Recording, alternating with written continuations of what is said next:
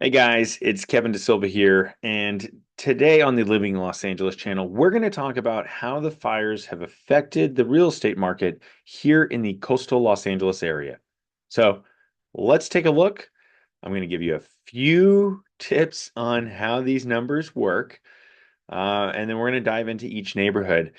But we are seeing the best start to a January for unfortunate reasons. Now, fortunately, the population who has been displaced, many of them are in a financial position to get along, to buy another house, to rent other homes. Some are not, and they've waited for the insurance money. They've been staying in hotel rooms. If you're still looking for housing, we still have an off-market database of different owners who would be open to renting both furnished and unfurnished. So just reach out to us, let us know what you're looking for, and we'd be happy to get you in your next home.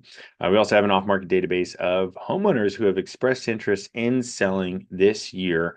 So if you're just not happy with renting, or you know you're not going back for a while and you've gotten a significant payout recently, go ahead and contact us. We'd be happy to get you through. So let's get started on how the real estate market has changed as a result of the displaced population, the people who were affected by the fires. Now, one disclaimer here. It doesn't just apply to people who were displaced by the fires. To keep in mind, they're regular people, just like you and I, who are not affected directly by the fires. Like we don't own property in the Palisades or in Altadena or any of these areas where homes have burned, right?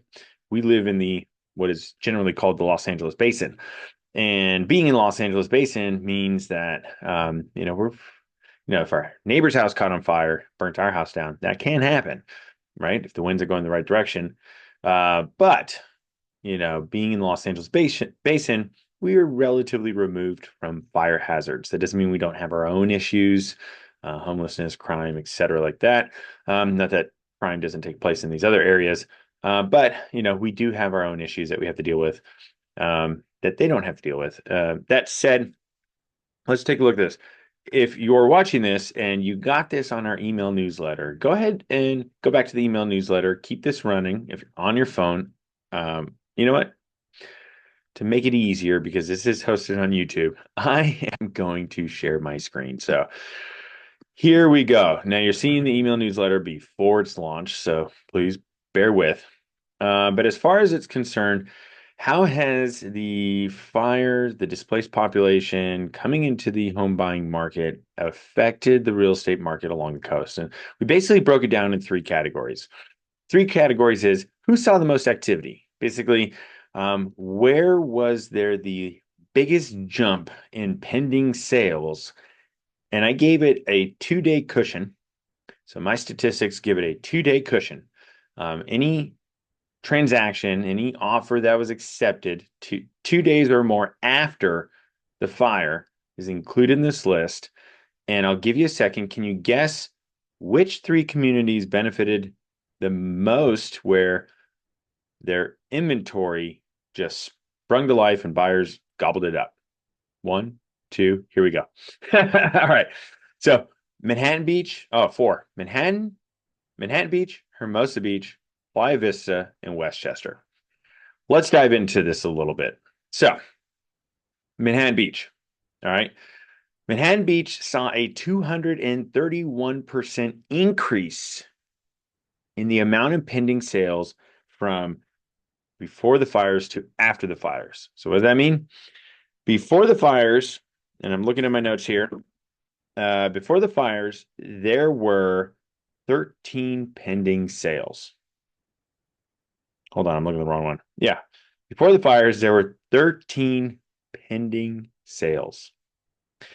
Since the fire, and this is from January 9th through January 31st, there were 43 pending sales. That is a 231% increase.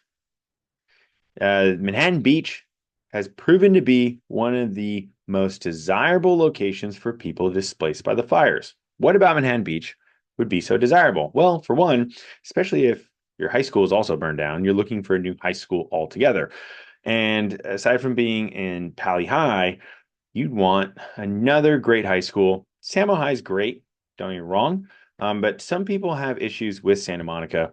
I love Santa Monica. I think it's one of the best, one of the most stable housing markets in Los Angeles.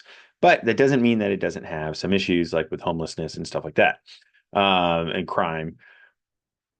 Fast jump over down south of LAX, and you get to Manhattan Beach, and there are a lot of big homes for sale, which a number of the people who were leaving want to buy big homes. That's what they're leaving. And so it makes complete sense. Now, this is one of the areas where the price didn't change a whole lot. In fact, the average price of a pending sale prior to the fire was 4.8 million, and after the fire has been 4.72 million. So really it's a less than 1% change down. But what's crazy, and the overall price only went down by 2%. The price per square foot is almost so. We talk about price per square foot. You'll see it in the PPS, price per square foot. However, what price per square foot, we call it the cost of the home. So, let me break it down. So here, you guys are probably going to turn this off, but we have a number of other ones to go through, and it's really interesting stuff. So after we get through this one, because I'm kind of giving the breakdown in the format in which we present these, we'll just rush through the rest of them and highlight the best ones. So Manhattan Beach, for instance, before the fire was $1,621 per square foot. Whereas since the fire is $1,626 per square foot. So prices are going down a little bit, but the cost of the home itself, the price per square foot is going up. That means, generally speaking, some of the smaller homes are selling, but it is filling in. These are also pending sales prices. There have been multiple offers. A lot of these sales have not completed because people are still taking loans to purchase these homes. And so that's why we're reporting to you this month, so that you can see how the real estate market is behaving right now instead of waiting for the sales to complete to see how things have changed. Because if you're planning to buy a house or you're planning to sell a house, it's very important to see how these changes are taking place. And I mean, on average, some of these neighborhoods have seen 10% price increases. And that is significant. If you're making plans for your future, you need to know this information. All right. So I'm going to go back to share screen. We're just going to run through this. So Manhattan Beach had the most increase in activity, 231%. Hermosa Beach had the second most, the next door neighbor. I mean, they're right next to each other, 138%. More homes pending since the fire than before the fire. And here, prices also went up. Prices went up 10%, but the cost of the home, the price per square foot, actually went down 16%. So what that means is bigger homes are selling on average, because bigger homes typically have a lower price per square foot. It's just, there's a price in the land, there's a price in the house, right? For the additional, the bigger the house gets, the ratio shrinks, if that makes sense. So if I have a little teeny tiny box on a house in Manhattan Beach, it's worth $2.3 million. It's a 500 square foot house. No, my house is not that ridiculous. People are buying the land. So just keep that in mind. Now, Playa Vista was number 3, 125% increase. And here we also saw the same thing. We saw a 5% increase in the prices of the homes that went pending since the fire. There are 125% more homes that have sold since the fire than before the fire. And there was a 2% increase in the cost. So in this, both prices are going up. And then Westchester saw a 118% increase. Now, other places had significant increase in activity almost everywhere except for Playa del Rey. I don't know why. I dig into it another time. But Westchester saw a 118% increase in pending sales since the fire, with a 10% increase in the price and almost no change, a less than 1% increase in the cost. Now, decrease, less than 1% decrease. Now, what does that mean? More homes are selling at higher prices across the boards. If the price per square foot doesn't change, then that means, and more bigger homes are selling, that means that the market is doing very well. So these are the four most active markets for a number of reasons we could dive into, and on a future video, I will happily share that with you. Let's talk about the three that had the biggest price increases. Santa Monica. Now, we said some people don't like Santa Monica, and this is true, but for some people, especially coming from the Palisades, their life is centered around the West Side, and the Santa Monica is the heart of the West Side. So Santa Monica saw a 52% increase in price. Now, these are condos, single-family homes. There are 187 homes on the market as of the end of the month.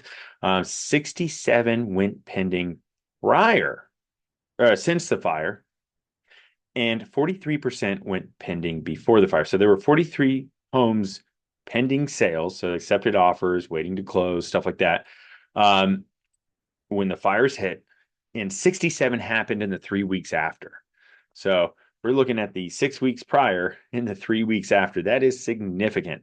It's a 56% increase in sales activity, but a 52% increase in the price. The average price before the fire of the pending sales was $2.5 million, and the average price since the fire was $3.8 million. That is insane. And it's a 16% increase in the cost. So the people fleeing Palisades clearly have identified Santa Monica as one of their biggest targets, and as such, the prices have skyrocketed. Now, Mar Vista, we saw a 38% price increase, and this is partly due to the fact that Mar Vista is right next to Santa Monica. It's east of Venice. Some people don't like Venice because of everything from the pandemic. Venice is making a huge rebound right now. It already has been for the last year, but it's making a huge rebound right now because they've cleaned up a lot of the problems that persisted during the pandemic. So Mar Vista has benefited immensely because there are a lot of large homes. Now, these large homes were sitting on the market, weren't selling very quickly, and now they're, as you could see here, 29 pending sales. That's a 71% increase in pending sales activity, but a 38% increase in price. That is insane. Then we have West LA and Chevy Hills, also great areas. And as you can see, they're very linear. West Los Angeles is right next to Mar Vista and Palms, and right next to Westwood. Santa Monica is right next to West LA. They all are in the same zone. So the people fleeing the fires clearly went somewhere, and they stayed close. They want to stay close to family. Now, the most cost. So where have we seen the biggest increase in the price per square foot?